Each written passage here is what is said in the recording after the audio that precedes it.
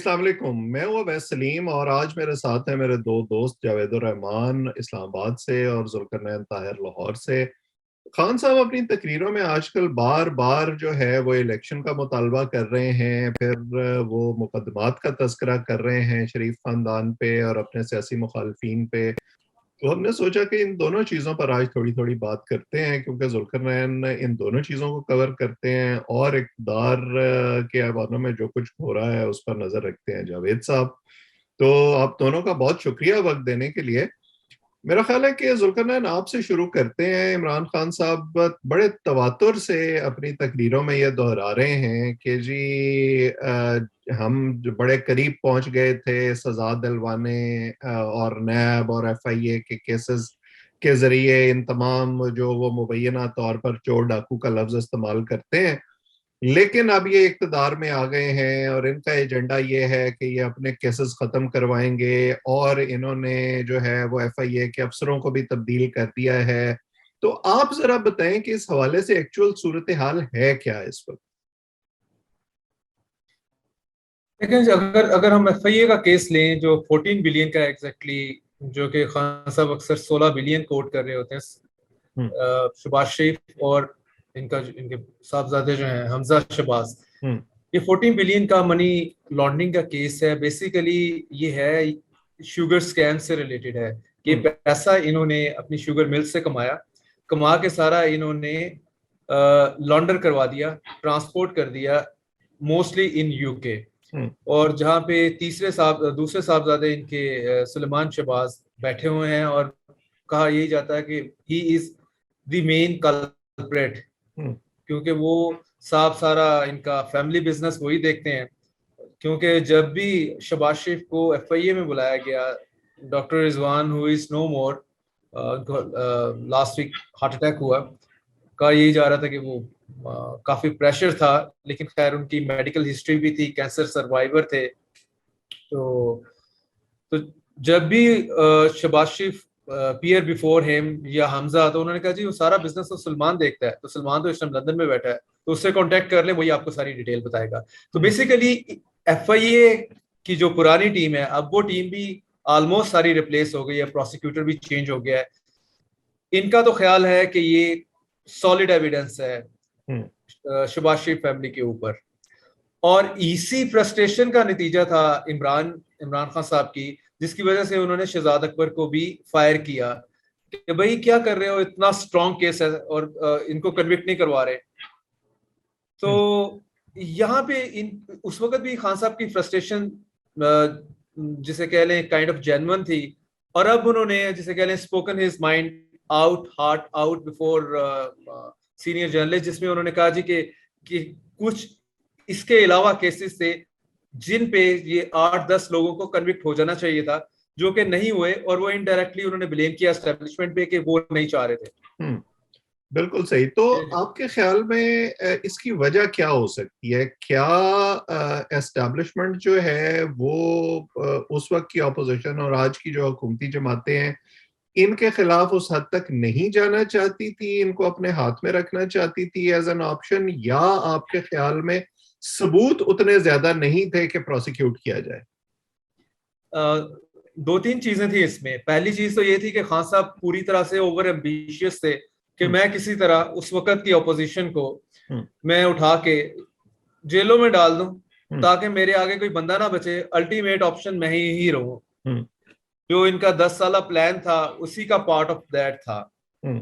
तो ये element of establishment, जो या some elements in the establishment, उन्होंने इनको एश्योर करवाया था कि इनको हम जेलों में डाल लेंगे, आप घबराए ना। हम्म। और यही वन ऑफ द रीजंस भी थी कि इनका ज्यादातर फोकस अकाउंटेबिलिटी पे ही रहा, यानी कि ऑपोजिशन को आप उठा के जेलों में डालने के हवाले से जितनी आप मेहनत कर सकते हैं वो आप करते रहे, उतनी मेहनत आपने इकोनॉमी को सीधा करने के लिए नहीं लगाई। हम्म। और ये महंगाई, डॉलर का ऊपर जाना, ये सारी चीजें एविडेंट थी कि, और ये इन्होंने खुद भी कहा जी, मुझे कहा जाता था एस्टेब्लिशमेंट की तरफ से कि आप इकोनॉमी को फिक्स करें, आप अकाउंटेबिलिटी को छोड़े। ये नहीं कहते थे अकाउंटेबिलिटी को छोड़े, वो कहते थे कि फोकस आपका इकोनॉमी को बेहतर करने के लिए होना चाहिए। ये चीजें तो साइड बाय साइड चल रही हैं। हम्म। तो एक तो वन पार्ट ऑफ दैट, और दूसरा ये था कि ये इतना स्ट्रॉन्ग केसेस नहीं थे तमाम मेंबर्स के ऊपर। ये जो बार बार एफआईए के इस केस की बात हो रही है ₹14 बिलियन मनी लॉन्ड्रिंग की, ये वाहिद केस है जो स्ट्रॉन्ग है। बाकी सारे केसेस हैं उसमें वीक एविडेंस है इनके पास, और जिसकी वजह से इनको हाईकोर्ट में ये नॉक ऑफ हुए। शबाज शरीफ या बाकी जो लीडर्स हैं इनको लेके सारे तो अंदर गए हैं, फिर सारे बाहर आए हैं। और फिर इसी तरह सुप्रीम कोर्ट ने स्ट्रॉन्ग किस्म की जो है अपने कमेंट्स दिए ऑन नैब कि भाई आप एविडेंस के बगैर आ जाते हैं, मुंह उठा के आप कर क्या रहे हैं। और सो मच सो इवन आज के जो आपके इंटीरियर मिनिस्टर है राना सनाउल्लाह, अगर अगर उनके ऊपर कोई केस बनता होता तो वो डाल देते, नहीं डाल, जिसकी वजह से एंड ऑफ द डे मंशियात का केस डालना पड़ा, हीरोइन का केस डाला 15 kg का, वो जाली साबित हुआ। तो इससे पूरा इनकी इंटेंशन जो होती थी कि अपोजिशन को सारी को उठा के आपने जेल में डालना है। सो आप कहने केसेस की largely weak and poor evidence they had, लेकिन चूंकि इनकी स्ट्रॉन्ग पॉलिटिकल विल थी कि हमने इनको अंदर बंद करना है, इस वजह से जो है at the end of the day इनका फेलियर हुआ, और फेलियर के साथ इनकी फ्रस्ट्रेशन भी माउंट करती गई, और आज के दिन में अब यही इनके मामला रह गए। अब डायरेक्टली ये एस्टेब्लिशमेंट को ब्लेम कर रहे हैं कि जी आपकी वजह से ये बंदे अंदर नहीं जा सके, ये कन्विक्ट नहीं हुए, तो अब ये रूल कर रहे हैं।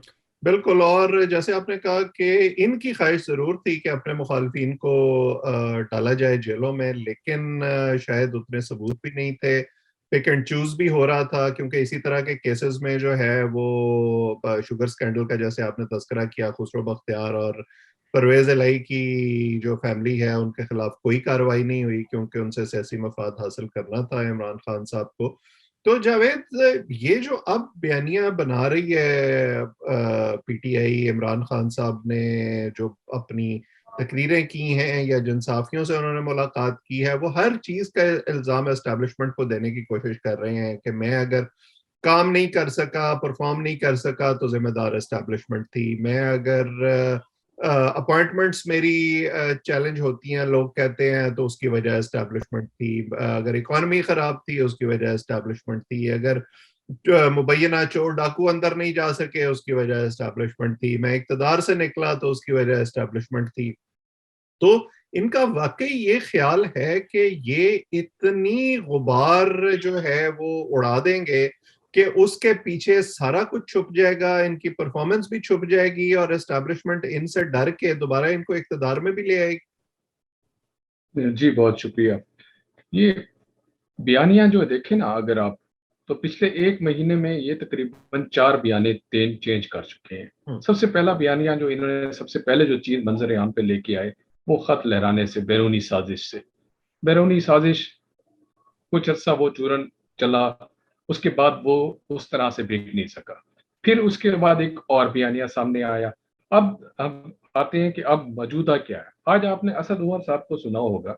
असद उमर साहब ने अभी चौथा हफ्ता है इस हुकूमत का, मतलब कि अभी उसका वो उन्होंने कहना शुरू कर दिया कि मईशत जो है वो बड़ी दिगरगूं सूरत हाल में है। आपको अभी महीना पूरा तो पहले आपकी हुकूमत थी, तो इतनी जल्दी से ये कैसे वो हो चुका कि इनके आने से ये सारा कुछ खराब हो गया। मतलब कि सारा ब्लेम जिस तरह से आपने बात की वो अब इनके ऊपर डालना चाह रहे हैं। और बाकी ये है कि एस्टेब्लिशमेंट के साथ तो आपके बड़े अच्छे मरासिम थे। आप कहते थे कि इनके साथ तो हमारा उठना बैठना सेम पेज पे। शेख रशीद साहब भी इनकी तरफ से ये बयान देते थे बार बार, फवाद चौधरी साहब भी, कि हम एक पेज पे हैं, हम इकट्ठे चल रहे हैं, सारे मामला ठीक हैं। ये पार्टियां, फिर जब पीडीएम का आगाज हुआ था, पीडीएम सामने लाई गई थी, इन्होंने कहा था कि हम पीडीएम में इतनी सख्त नहीं होगी कि ये हमारे सामने खड़े हो सकेंगे किसी भी प्लेटफॉर्म के ऊपर।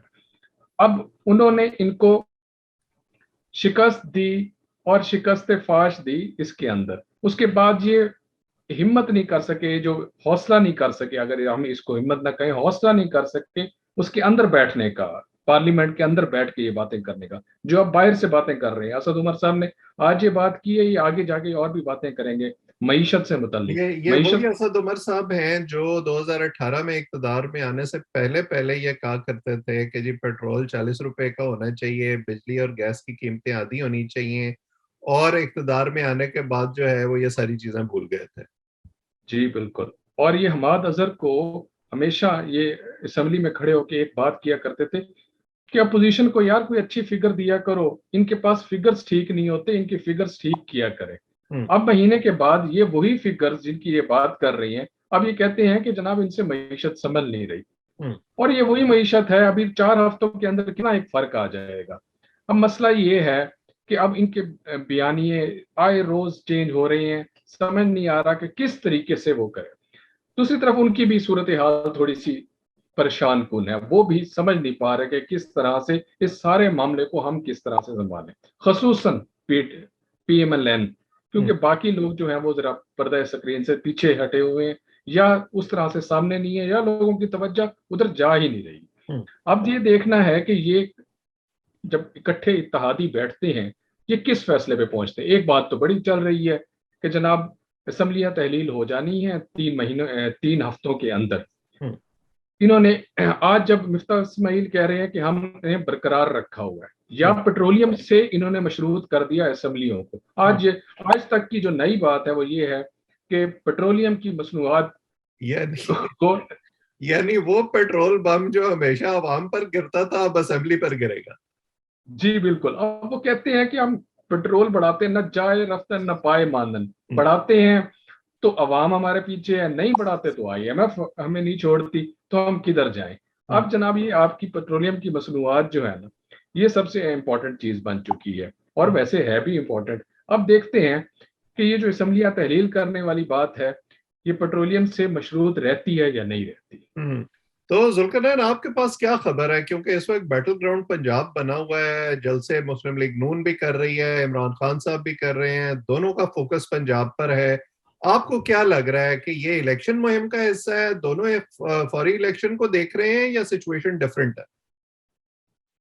देखिए बड़ी मजे की सूरत हाल बनी है। अगर आप ये देखें, पहले तो ये रादर सुपर एक्साइटेड थी पहले की ऑपोजिशन और अब की गवर्नमेंट। इनका यही था कि हमने इमरान को बाहर निकालना है थ्रू नो कॉन्फिडेंस मोशन, उसके बाद बाकी रेस्ट ऑफ द थिंग मिल बैठ के कर लेंगे। इकोनॉमी भी इनको पता थी किस स्टेज पे है, जाहिर है डेली बेसिस पे ही इकोनॉमी बेस्ड पॉलिटिक्स चल रही थी। डॉलर भी कैसे शूट कर रहा है, हर चीज, आलू टमाटर की बड़ी बात हो रही है, तो आलू टमाटर कहाँ रुक रहा था। तो ये इमरान को आउट करने के बाद जब आए हैं तो उन्होंने देखा कि मसले जितने गड़बड़ हैं कहीं हम भी आउट ना हो जाएं। IMF के पास गए हैं, IMF से जो फ्रेंडली डील चाह रहे थे वो फ्रेंडली डील हुई नहीं। सऊदी अरेबिया मूव किया है अपना शहबाज शरीफ साहब ने, फिर वो साहब गए हैं UAE, वहां से भी जो यूजुअल एक्सपेक्टेशन होती है कि पेट्रोलियम की प्राइसेस के हवाले से वो हमें रिलीफ देंगे कि जी आपको आप डेफर पेमेंट की तरफ चले जाएंगे कि 2 साल बाद दे दीजिएगा, अभी आप जितना ऑयल यूज करना चाहें कर लें। तो इस तरह की कोई हमें वहां से कमिटमेंट नहीं मिली, हमें से मुराद शहबाज शरीफ को कोई कमिटमेंट नहीं मिली। तो फिर उसके बाद इन्होंने जो है अगली टिकट कटाई लंदन के लिए। तो पहला तो इम्प्रेशन यहाँ पे यही आया कि शायद नवाज शरीफ साहब ने वहां पे कोई बैंक खोल लिया है IMF के मुकाबले में, वो भी फाइनेंशियल इंस्टीट्यूशन के तौर पे डील ही नहीं करेंगे। और वैसे खान साहब यही कहते हैं कि जरदारी साहब के पास और नवाज शरीफ साहब के पास बैरून मुल्क इतना पैसा है कि पाकिस्तान का सारा कर्जा अदा हो सकता है। राइट। तो ख्याल यही था कि वहां से कोई शायद बेल आउट पैकेज मिलेगा। इनफैक्ट वहां पे फिर जाके इन्होंने जो मुद्दा रखा है आगे, अब इस सारे सीन में एक और चीज देखिएगा कि अब अगला इलेक्शन जो इन्होंने कॉल करना है फ्रेश इलेक्शन है, यानी कि नवंबर से पहले, आर्मी चीफ की अपॉइंटमेंट से पहले, इन केस अक्टूबर नवंबर में अगर कॉल करते हैं तो इसमें स्टेक होल्डर बाकी 9 पार्टीज ही नहीं है जिनके साथ मिलकर इन्होंने गवर्नमेंट चला रहे हैं शहबाज शरीफ। एस्टेब्लिशमेंट भी एक मेजर स्टेक होल्डर है। अब ये शहबाज शरीफ चूंकि क्लोज है एस्टेब्लिशमेंट के, तो ये क्या मैसेज उनका एस्टेब्लिशमेंट का लेके नवाज शरीफ के पास गए हैं और नवाज शरीफ ने वापस मैसेज इनको क्या भेजा है। तो वहां पे ये सारी डिस्कशन चलती रही है। इन्होंने ना सिर्फ ये सारी पॉसिबिलिटीज डिस्कस की हैं कि अगर हम इलेक्शन आर्मी चीफ की अपॉइंटमेंट के बाद अगले साल के शुरू में कॉल कर लेते हैं तो उसके क्या क्या मामला होंगे। अभी इमरान खान साहब ने 20 मई के बाद कहा है कि मैं इस्लामाबाद की तरफ चलूंगा और मैं डेट लेके रहूंगा।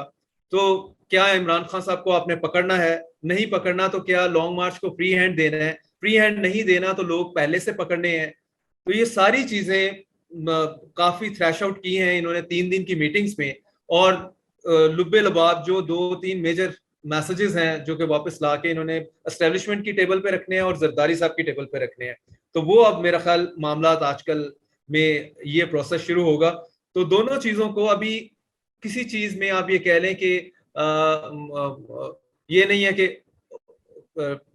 अभी स्टिल इनडिसाइसिव ही है। आप ये नहीं कह सकते कि इन्होंने डिसाइड कर लिया कि नवंबर में इलेक्शन कॉल कर रहे हैं या अब ये अगस्त 2023 तक ये करेंगे। ये मेरा ख्याल इन्होंने बिल्कुल शॉर्ट टर्म सिचुएशन अभी डिसाइड की है कि सिचुएशन देखें। पहले इमरान का लॉन्ग मार्च आ रहा है जो कि बिल्कुल फ्यू डेज अवे है इन दिस। आज मई 16 हो गया, तो 20 के बाद अगर वो अनाउंस करते हैं, कोई डेट देते हैं, तो सबसे पहला चैलेंज जो होगा शहबाज शरीफ की गवर्नमेंट के लिए उसको हैंडल करना है। और उसकी हैंडलिंग ये अकेले नहीं है, इसमें उनको अप्रूवल या एंडोर्समेंट एस्टेब्लिशमेंट की भी रिक्वायर्ड होगी। तो ये सारी चीजें हैं जो I think in coming days में अनफोल्ड होंगी। बिल्कुल सही। जावेद, आप कुछ कह रहे थे? जी, मेरा ये ख्याल है कि खान साहब इस इलेक्शन को अपना आखिरी इलेक्शन के तौर पे ले रहे हैं, क्योंकि अब वो देखिए एज का फैक्टर भी एक उनके सामने है, और उन्होंने अपने साथ के जो दोस्त यार हैं, जो उनके जो लोग हैं, उन्हें भी देख लिया कि ये कितने चलने वाले। पिछले दिनों ने एक सदारती इलेक्शन का भी एक निजाम का भी एक सोचा छोड़ा गया था। वो भी कहते हैं कि उसके ताने बाने भी जाके पीटीआई से मिलते हैं कि उधर से ये बात आई थी। 2/3 मेजॉरिटी की अब बात हो रही है कि 2/3 मेजॉरिटी से आने के लिए ये प्लान बनाया गया कि अब हम मईशत में स्ट्रांग नहीं रहे तो ये हुकूमत आई। ये मतलब कि कहानियां जो मुख्तलिफ चल रही हैं। अब कहानी ये है कि खान साहब इस इलेक्शन को अपना आखिरी इलेक्शन बना के ये सारा पूरा जोर लगाएंगे, और वो ये चाहेंगे कि अगर मैं इस तरफ अगर आ सकता हूं तो वो करूंगा, उसके बाद मैंने इस तरह से नहीं आना। जहां तक मेरी रीडिंग है, ये आखिरी दम तक आखिरी बॉल तक, जिस तरह वो कहते हैं, मैं खेलेंगे इस मैदान में। और अगर वो ये मैच ना जीत सके तो वो पूरी कोशिश करेंगे कि वो पिच उखाड़ दें और विकेटें जो हैं वो अपने साथ लेके जो है वो स्टेडियम से बाहर चले जाएं। फिलहाल तो यही अंदाजा हो रहा है, लेकिन जैसे आपने भी कहा कि शायद अब हमें कुछ इंडिकेशन मिल जाएगी कि यह हुकूमत पेट्रोल की कीमतें बढ़ाती है या नहीं बढ़ाती, कि जो इलेक्शन है वो जल्द होगा या इन्होंने ये फैसला किया है कि हमने इसको अभी आगे लेकर चलना है और मुश्किल फैसले करने हैं। बहरहाल इस पर हम गुफ्तगू भी करते रहेंगे। मेरे दोनों मेहमानों का शुक्रिया। जो लोग हमें देख रहे हैं वो हमारे चैनल को सब्सक्राइब करें ताकि ये गुफ्तगू आइंदा भी आप तक पहुंचती रहे। आज इतना ही। आप सबका बहुत बहुत शुक्रिया।